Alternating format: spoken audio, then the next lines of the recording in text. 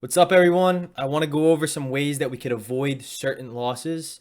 Now, obviously, losses in trading are inevitable. You can't avoid certain trades which don't work out and ones that you lose on. It's impossible to win 100% of the time. However, there are some trades that we lose on that can be completely avoidable, and we don't even have to take a loss to begin with. So this video is going to show some examples of it. I'm going to recap and review some trades that we took in my Discord, along with shedding light on some key points that we could implement to avoid some big losing trades, which will result in more profitability. All I ask is if you could leave a thumbs up on this video, and if you want a very good trading resource, I'm going to link my Instagram. I post daily trading recaps on here, along with very good trading tips and tricks. The link to this is in the description below. You're definitely missing out if you aren't following it. Now let's get right into the video. Let's first go over the pre-market plan. I post these every single day in my Discord. This is going to give us structure for the rest of the video. However, those that have been following me know I always give my focus to ES and NQ, the S&P 500 and NASDAQ.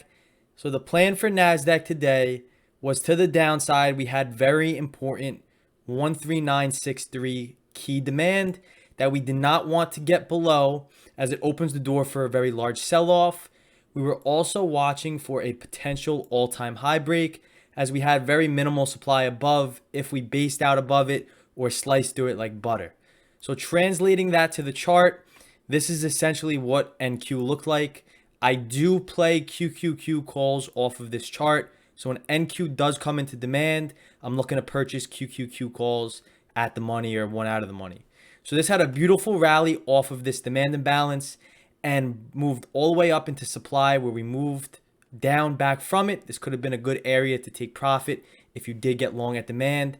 And then after the first half hour of the market open, the next 3 hours or so, 2.5 hours, was extremely choppy. And this is what I consider very balanced conditions. Eventually we came into supply, and then this thing started rallying past all-time highs and closed very strong. Here we have the S&P 500. You all know I chart off the futures and trade SPY options. However, we had the 4228 to 20 demand zone that was very key for buyers to support and defend. If they do, I'm looking to place SPY calls there. So translating this to the chart, if we make this bigger, we were rejecting supply overnight. We were selling off and consistently making lower lows and lower highs. However, we had very light volume, very low momentum, and essentially no volatility in the market, where we just chopped lower. We did hit demand, but buyers really did not show up until about 3:30, where we rallied end of day.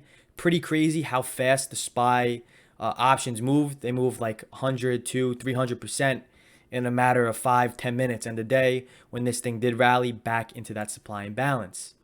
Now, at the same time this was going on, keep in mind NQ and ES, majority of the best setups happened in the morning. For example, if we go to Amazon right here in the top left, this bounced off of demand, had a beautiful 30-point rally. AMD hit demand, we slowly grinded up. Same thing with Nvidia.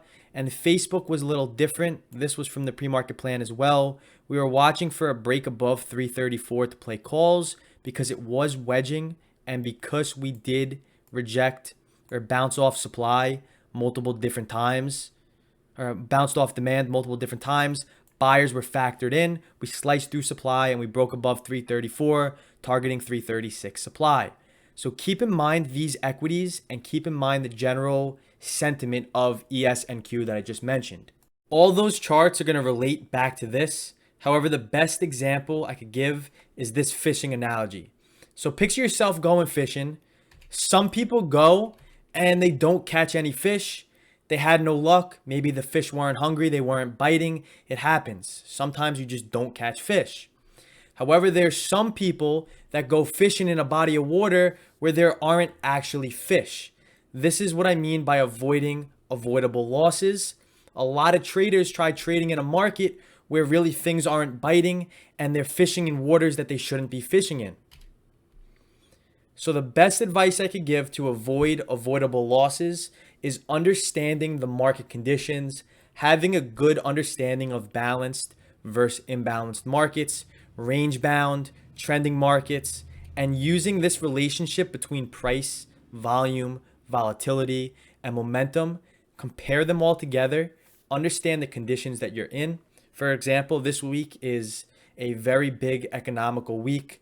We have quad witching, we have the Fed, we got the job report. So a lot of different things that are going to affect the conditions, some good, some bad, but it's your job as a trader to read the story that the market's telling you and implementing a proper trading plan while managing your risk accordingly.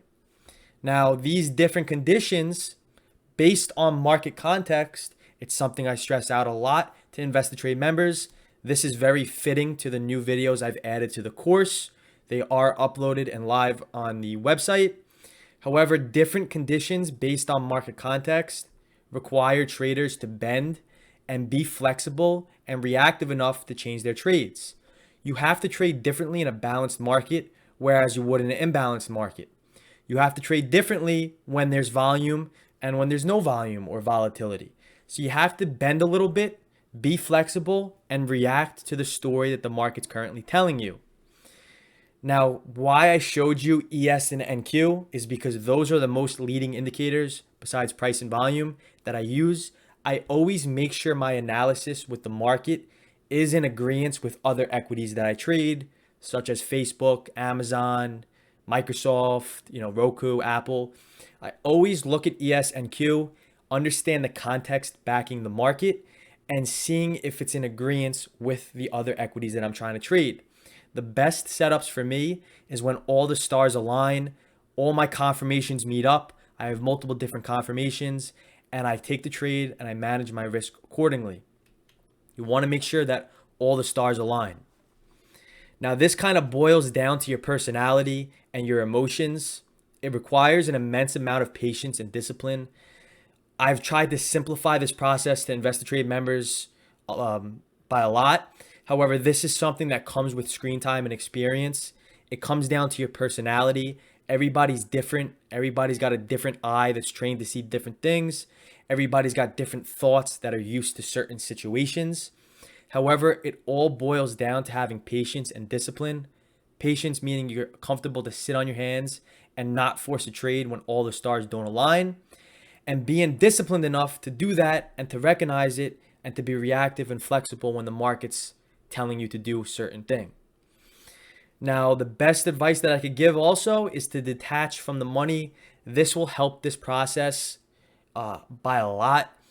If you are attached to the money, you're going to be treating every market the same. You're going to be treating a trending market with huge volatility and huge price swings the same as you would with a balanced market where we're moving in a 5 or 10 point range. So don't focus on the money. I know a lot of traders that trade, they see something moving up and they play calls, or they see something moving down and they play puts. That's because they're too attached to the money and they're focusing on making profit rather than focusing on their process and hitting the trades that they know that works out for them. The market is meant to deceive you.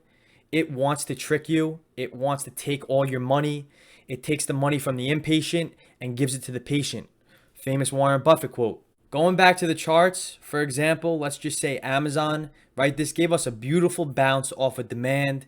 This thing broke above the 3360, 3365 key level that we had in this area right here. So after bouncing off demand, breaking through this level, we were able to catch 40 points from demand, 10 points from that area of support that turned into resistance. Then after the first half hour of the market open, keep in mind after the first 30 minutes, NQ kind of died out from the following 2 hours after that. And the action after that is what I call FOMO hours, where you really shouldn't be trading in. This is kind of the conditions where you're fishing in waters that have no fish in it. So once you make your money on it, the common theme, the common condition is the first half hour, the first 45 minutes, you take your money and you leave, you walk out with profit and you don't force something else. Another setup was AMD. Yes, we bounced off of demand. Yes, we did rally. However, the volume and volatility kind of died down. Same thing with Nvidia. So understand the conditions and don't try to fish in waters that have no fish. Don't try to trade in markets that you really shouldn't be trading in. The markets that you shouldn't be trading in, once you recognize it, you cannot put trades on that are going to be losses. Those are the avoidable losses that I don't want anybody to take. Some more examples. This is from today's pre-market plan. The S&P 500, we were bearish overnight as we were putting a head and shoulders in, and we had demand that must have held going into the open. If we bounce here, we can move up. But if we get below that demand, there's really nothing stopping us from selling off into the 3.6 and 3.2 demand zone that must hold. So here is our head and shoulders pattern. Go look like this. Here we have our left shoulder. Here we have our head. Here we have our right shoulder. We eventually broke off, showed no signs of buying at this demand zone, and just slowly grinded just like yesterday. Very, very similar. Grinded down into this demand zone. Really no signs of significant buying that we would like to see with momentum, with volume, and with volatility. Yes, we did bounce. And yes, there were traders that played calls and made money today. I don't want to sit here and say that there's not money to be made. You can make money in any condition. The point I want to get across is you have to trade a little differently. Do not treat every market as a one size fits all, because eventually you're going to get burned. Bend a little bit. For example, you could get nice sell off on Tesla. This aggressively sold off all day. We had nice volume, consistently making lower lows, consistently making lower highs. So sometimes there's diamonds in the mud. You just got to find them and be reactive enough. Here we have Microsoft, and this was extremely choppy. These are things where, for example, let's just say you think the market's coming up over here. We start moving up. You play calls just because we're moving up. You have no valid confirmation. You have no valid thesis to take the market long other than it moving up. You're most likely going to get burnt because you weren't aware of the conditions of the market, and you need to react and trade a little differently because eventually, this thing moves sideways. Same thing with NVIDIA, complete chop fest, no volume compared to what we saw yesterday where it made a beautiful move off of demand. Amazon, first 30 minutes, nice move up, bounced off demand perfectly. If you took this trade, congrats to the members in the Discord. We missed supply by about a point or two, by $1 actually, and we sold off. And after that, we just moved sideways. We did bounce off of demand again. You can get a couple of points off of that. However, it was just lacking volume and lacking momentum due to the current market conditions. So understand the conditions, trade differently. I don't want to see anybody taking losses in conditions that they shouldn't be trading in, or in conditions where they have to bend and switch their rules a little bit. So if you enjoyed this video, you learned something from it, drop a like on it. I would greatly appreciate it. Be sure to follow me on Instagram. And if you want to learn more, I offer a very in-depth and educational course in the description below, which comes with access to the Discord. Just added new videos, and prices will not stay this low for much longer. But besides that, peace out.